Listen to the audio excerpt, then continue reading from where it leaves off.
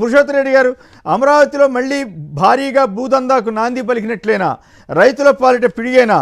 44,676 ఎకరాలు రాజధాని విస్తీర్ణం పేరుతో తీసుకునేందుకు సర్కార్ సన్నాహాలు. ఏమిటి అసలు ఈ భూమి పిచ్చి ఏంటండి? ఇది అర్థం కావట్లేదు. ఇక్కడ 400 ఎకరాలు తీసుకుంటుంటే గవర్నమెంట్ ల్యాండే, గవర్నమెంట్ తీసుకుంటుంటేనే పెద్ద గగ్గోలు పెడుతున్నారు పర్యావరణవేత్తలు, సెంట్రల్ గవర్నమెంట్, కోర్టులు అన్నీ. అక్కడ అసలు ఇప్పటికే 33,000 ఎకరాలు పోయి తీసుకుంటే పర్యావరణం పోయినట్లు కాదు. ఇంకో 44,000 ఎకరాలు తీసుకుంటే అంత సజావుగా ఉన్నట్ల. రైతుల పరిస్థితి ఏమిటి? నిజంగా రైతులు అడుగుతారా మా భూమి ఇస్తాం తీసుకోండి అని? ఈనాడు వాళ్ళు రాస్తున్నది వాస్తవమా అబద్ధాలా? ఇప్పుడు అమరావతిలో సెంట్రలైజ్డ్ రాజధాని పెట్టుకోవడం ఓకే, ప్రజలు తీర్పు ఇచ్చారు, మీరు చేసుకోండి. కానీ ఆ ప్రాజెక్ట్ని ఏర్పాటు చేయడం, విస్తరించడం, ఎవరైనా నగరాన్ని విస్తరించడం మనం చూసాం. తిరుపతి విస్తరణ, విజయవాడ విస్తరణ, హైదరాబాద్, గ్రేటర్ హైదరాబాద్ మారడం. ఇంతవరకు ప్రారంభం పునాదులు పడకముందే విస్తరణ ఏంటి? ఇప్పుడు హైదరాబాద్ ఉంది కాబట్టి గ్రేటర్ హైదరాబాద్, విశాఖ ఉంది కాబట్టి గ్రేటర్ విశాఖ. ఇంతవరకు ప్రారంభంగానే నగరంలో స్టార్ట్ కాకముందు కానీ విస్తరణ పేరుతో ఈ ఇంకొక 10,000 ఎకరాలు, 20 ఎకరాలు మాట్లాడడం అనేది ఎక్కడికి తీసుకెళ్తారు?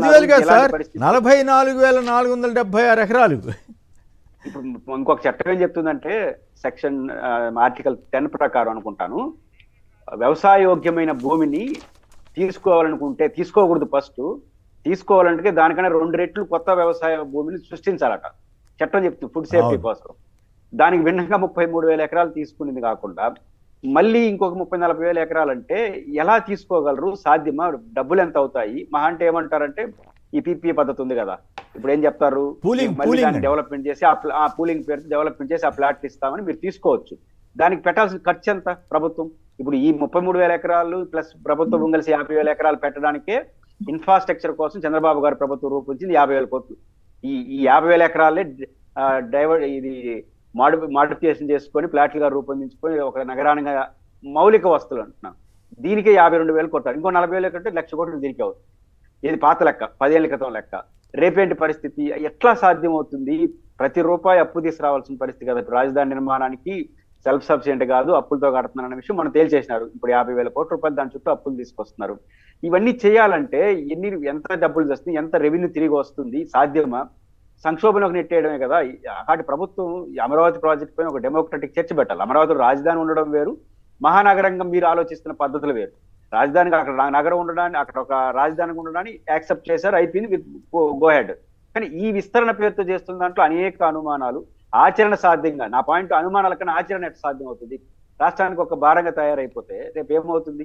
అది ప్రభుత్వం ఆలోచించాలి. దానికి ఒక కరెక్ట్ అయిన, నిన్నటి వరకు అమరావతి రాజధాని ముందడుగు వేస్తామని చెప్పినారు, ఇప్పుడు విస్తరణ అంటున్నారు. దానికి దీనికి చాలా వ్యత్యాసం ఉంది కదా. అప్పుడే చెప్పొచ్చు కదా. మీ శ్వేతపత్రంలో అమరావతి రాజధాని దాని మెంచన్ అని చెప్పారు.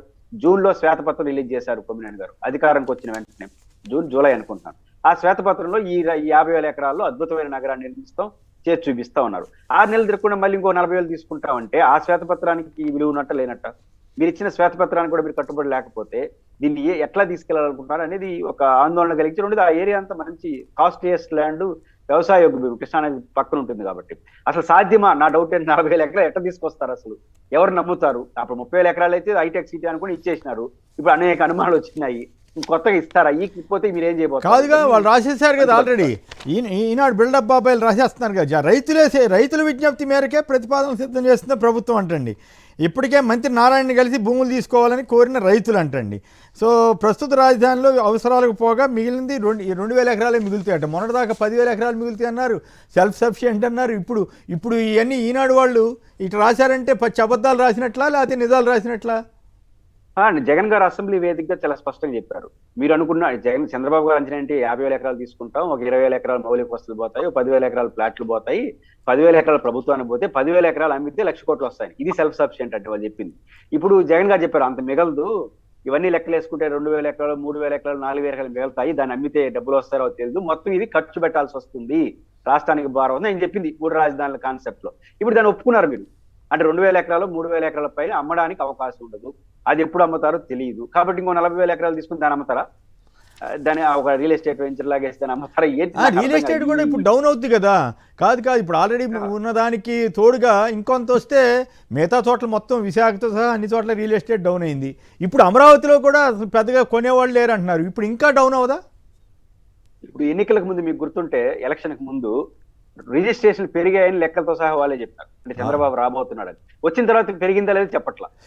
పరిస్థితి ఏంటంటే రాకముందు వస్తున్నాడు, రియల్ ఎస్టేట్ పెరుగుతుందని మీరే చెప్పారు, లెక్కలతో చెప్పారు. ఆ మండలం ఆ రిజిస్టర్ ఇప్పుడు దాని చుట్టూ ఉన్న సబ్ రిజిస్టర్ కార్యాలయంలో ఈ 10 నెలల్లో పెరిగినాయా తగ్గినాయా చెప్తే అప్పుడు మీరు మొన్న ఈ మధ్య వార్త వచ్చింది కదా సార్, 8 ఎక్స్పెక్టెడ్ దీనికంటే 800 కోట్లు తగ్గిందట. తగ్గింది. మీరు ఏమంటారు ఇప్పుడు ఈనాడు వాళ్ళు రాశారు కదా, ప్రజలే కోరుకుంటున్నారు భూములు తీసుకోమని. అది నిజం అవుతున్నప్పుడు ఎప్పుడు ఈ రిజిస్టర్ ఆఫీస్ లో ఈ 10 నెలల కాలంలో భారీగా పెరుగుంటే కొనుగోలు క్రయ విక్రయాలు అంటే ఆసక్తి ఉన్నప్పుడు కొనడానికి అమ్మడానికి అప్పుడు అడుగుతున్నట్టు అట్లా లెక్కలు చెప్పాలి. అంటే ఈ ఊహాజనితమైన అంచనాలు వేసుకుంటా పోతే రాష్ట్రానికి నష్టం, పొలిటికల్ గా ఒక దశ పోయిందంటే మీకే నష్టం. రైట్. డేవిడ్ రాజు గారు ఏలూరు నుంచి. డేవిడ్ రాజు గారు నమస్కారం, మాట్లాడండి.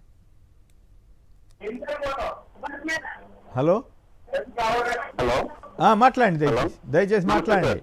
శేఖర్ గారికి పురుషోత్తమ రెడ్డి గారికి మాట్లాడండి. నమస్కారం. ఇప్పుడు ల్యాండ్ పూలింగ్ అనేది ప్రజల కోసం చేసి గవర్నమెంట్ కోసం చేశారు కాదు సార్, కేవలం అలా రాయికి కార్యకర్తల కోసం చేశారు sir land pooling. Land pooling 5 ఎకరాలు పనిచేసుకుంటారు సార్. వాళ్ళు చంద్రబాబు నాయుడు గారు 5 ఎకరాలు 25 సెంట్లు మహాల్ కడతారు కదా, రాజమహల్. అట్లాంటిది వాళ్ళ నాయకులకి కార్యకర్తలకి అందరికీ ఒక్కొక్కరికి 5 ఎకరాలు ఉండాలంటే ఆ మాత్రం ప్రజలకని ఇవ్వడానికి అయితే కాదు కాదు. పేదలకి సెంటు భూమి ఇస్తేనేమో ఇవ్వటానికి వీల్లేదన్నారు. సరే కానీ మన రాష్ట్రాలకు కావాల్సింది 2,000 ఎకరాలు అయితే కనుక 50,000 ఎకరాలు తీసుకున్నారు sir land pooling. Right, okay అండి. అంబటి రామకృష్ణ యాదవ్ గారు, కాంగ్రెస్ ప్రధాన కార్యదర్శి, సంక్షిప్తంగా మాట్లాడండి. నమస్కారం సార్. నమస్కారం సార్. సార్, ఇవాళ వీళ్ళు అమరావతిలో మళ్ళీ ఎక్స్టెన్షన్, ఇప్పుడు గతంలో తీసుకున్న 33,000 ఎకరాలు కాకుండా మళ్ళీ ఒక 44,000 ఎకరాలు తీసుకున్నప్పుడు, అంటే 33,000 ఎకరాలప్పుడే కాంగ్రెస్ పార్టీ చెప్పింది 6,000 ఎకరాలు సరిపోతాయి, ఇంతకు మించి తీసుకోవద్దు, ఆ వ్యవసాయ భూములను పాడు చేయొద్దని ఆ రోజు రఘువీర్ రెడ్డి గారు పిసిసి ప్రెసిడెంట్ గా ఉన్నప్పుడు చెప్పి నయా రాయ్పూర్ ఉదాహరణగా కోట్ చేసి, నయా రాయ్పూర్ లో 4,500 ఎకరాలతో మొదలు పెడితే ఇప్పటికి దాదాపు 15 సంవత్సరాలైనా అక్కడ కంప్లీట్ కాలేదు అని ఎగ్జాంపుల్ కూడా అక్కడ చెప్పిన తర్వాత, ఇవాళ ఈ 44,000 ఎకరాలకు కూడా ఎందుకు తీసుకుంటున్నారంటే సార్, ఇప్పుడు అదనంగా అప్పులు తీసుకురావాలి. ఇప్పుడు దాదాపు 30,000 కోట్ల ఎంతో అప్పులు తీసుకొచ్చారు. ఇంకా అదనంగా భూమి ఉంటే తప్ప మనకి వరల్డ్ బ్యాంక్ నుంచో ఏషియన్ డెవలప్మెంట్ నుంచి బ్యాంక్ నుంచో డబ్బు వచ్చే అవకాశం లేదు. కాబట్టి రైతుల్ని ఈ రకంగా మభ్యపెట్టి వాళ్ళ భూమిని తాకట్టు పెట్టి అప్పు తీసుకురావడం కోసంగా చేస్తున్న కుట్రగా కనపడతా ఉంది తప్ప, అదర్వైజ్ ఉన్న 33,000 ఎకరాలని అభివృద్ధి చేయడానికే మన దగ్గర డబ్బులు లేవని చెప్తున్న తరుణంలో, గతంలో 7,500 ఎకరాలు 8,000 ఎకరాల ప్రభుత్వం దగ్గర మిగులుతుంది. దాన్ని మనం అమ్ముకుంటే కొన్ని లక్షల కోట్లు మళ్ళీ రెవెన్యూ జనరేట్ చేయగలుగుతాం, సెల్ఫ్ సస్టైన్ క్యాపిటల్ సిటీ అని మాట్లాడిన చంద్రబాబు నాయుడు గారు ఇవాళ 2,000 ఎకరాలు కూడా మిగలట్లేదు అని మాట్లాడుతా ఉన్నారంటే, ఆ రోజు ప్రజలు ఎంత మోసం చేశారు, ఈ రోజు ప్రజల యొక్క భూమిని తీసుకెళ్లి వరల్డ్ బ్యాంక్ దగ్గర తాకట్టు పెట్టడానికి చేస్తున్న ప్రయత్నం. సార్, ఇంకో చిన్న మాట సార్, ఇప్పుడు ఇదే ఎన్డీఏ ప్రభుత్వం, అంటే భారతీయ జనతా పార్టీతో కూడిన ప్రభుత్వం, ఇక్కడ హెచ్క్యూ క్యాంపస్ లోనేమో ప్రభుత్వ భూమిని ప్రభుత్వం డెవలప్ చేసుకుంటారు అంటేనేమో దాంట్లో జింకలు, ఏనుగులు, నెమళ్ళు అన్ని కనపడతా ఉన్నాయి. పూర్తి సారవంతమైన భూమి ఆంధ్రప్రదేశ్ లో ద బెస్ట్ అగ్రికల్చరల్ ల్యాండ్, పూర్తి సారవంతమైన భూమి ఏది అంటే ఇప్పుడు ఆ ప్రాంతం ల్యాండ్ సార్ అది. అటువంటి భూమినేమో వ్యవసాయాన్ని మొత్తాన్ని చంపేసి, కరెక్టే మిత్రమా, మీలాంటి వాళ్ళ ఆవేదన అర్థమవుతోంది. కానీ మీ పార్టీ అధ్యక్షురాలు అచ్చంగా బీజేపీ, ఎన్డీఏ, టీడీపీ కూటమిలో ఉంది కదా, మీరు దాని మీద మాట్లాడొద్దు. కానీ అది ముందు అది సెటిల్ చేసుకోండి. ముందు మీ రాహుల్ గాంధీ గారు, మల్లికార్జున ఖర్గే గారికో చెప్పి మీ బాధ అంతా చెప్పండి. వాళ్ళ చంద్రబాబు గారి జేబులోనో లేదా బీజేపీ జేబులోనో పనిచేసే పీసీ అధ్యక్షురాలను పెట్టుకుని మీలాంటి వాళ్ళు బాధపడితే మాత్రం ఆవేదన చెందితే ఏం ఉపయోగం? రైట్, మీరు చెప్పొచ్చులే అవాస్తవం అని. ఓకే, నా వాస్తవం ప్రజలకు అందరికీ తెలిసిలే.